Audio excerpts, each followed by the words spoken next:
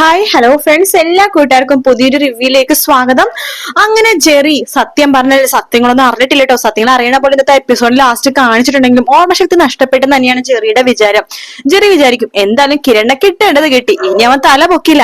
കാർത്തികയുടെ ധൈര്യം, കിരണിന്റെ അച്ഛനൊക്കെ ഉള്ള ധൈര്യമാണല്ലോ. കല്യാണി കിരണിന്റെ അച്ഛനൊക്കെ ഉണ്ട്, അവരെന്തോ വലിയ കൊമ്പത്തെ ആൾക്കാരാണ്. ആ ധൈര്യത്തിലാണ് അവളും അവളുടെ അമ്മയും ഇവിടെ ജീവിക്കുന്നത്. എന്തായാലും കിരൺ കിടന്നു, അതുകൊണ്ട് അവന്റെ ശല്യം ഇനി ഉണ്ടാവില്ല.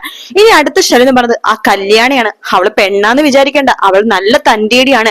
ഇനി അവളെ അടിച്ചൊതുക്കണം എന്ന് നമ്മുടെ ജെറി ആയിട്ടുള്ള ഗംഗപ്രസാദ് വിചാരിക്കാട്ടോ. അങ്ങനെ കല്യാണിക്കെതിരായിട്ടുള്ള കാര്യങ്ങളാണ് ഇനി ഗംഗപ്രസാദ് ചെയ്യാൻ പോണത്.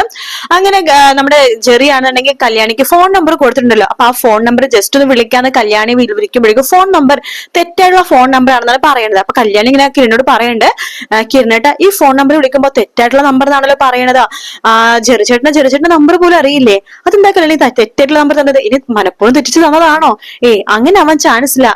അതൊരു മാന്യനായിട്ടുള്ള ഒരാളാണ് എനിക്ക് തോന്നുന്നത്. എന്നാലും കല്യാണി, ഒരു നമ്പർ ഒരാൾക്ക് കൊടുക്കുമ്പോഴേക്കും നമ്മൾ കറക്റ്റ് ആയിട്ടല്ലേ കൊടുക്കുള്ളൂ.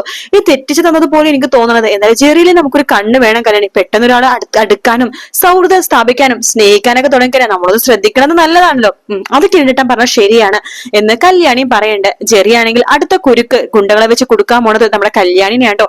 കല്യാണിനെ എങ്ങനെയും കിഡ്നാപ്പ് ചെയ്തിട്ട് അവളെ എങ്ങനെയെങ്കിലും ഇതുപോലെ തന്നെ തളർത്തി കിടത്തണം, അത് മാത്രം ജെറിയുടെ ഉദ്ദേശം. അതിനുവേണ്ടി ജെറി അടുത്ത പ്ലാനുകൾ ഉണ്ടാക്കുവാണ് കല്യാണിക്ക് വേണ്ടിയുള്ള. അതിൽ കല്യാണി ചെറുതായിട്ട് കുടുങ്ങുന്നുണ്ട്. അപ്പൊ നമ്മുടെ ശരിക്കുള്ള ശത്രുവിനെ ശരിക്കും കിരണിനും കല്യാണിക്കും മനസ്സിലായിട്ടില്ല.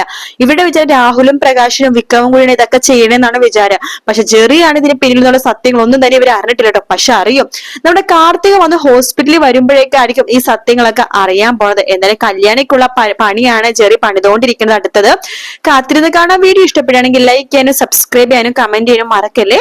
മറ്റൊരു വീഡിയോ ആയിട്ട് വീണ്ടും കാണാം friends. Take care, bye bye.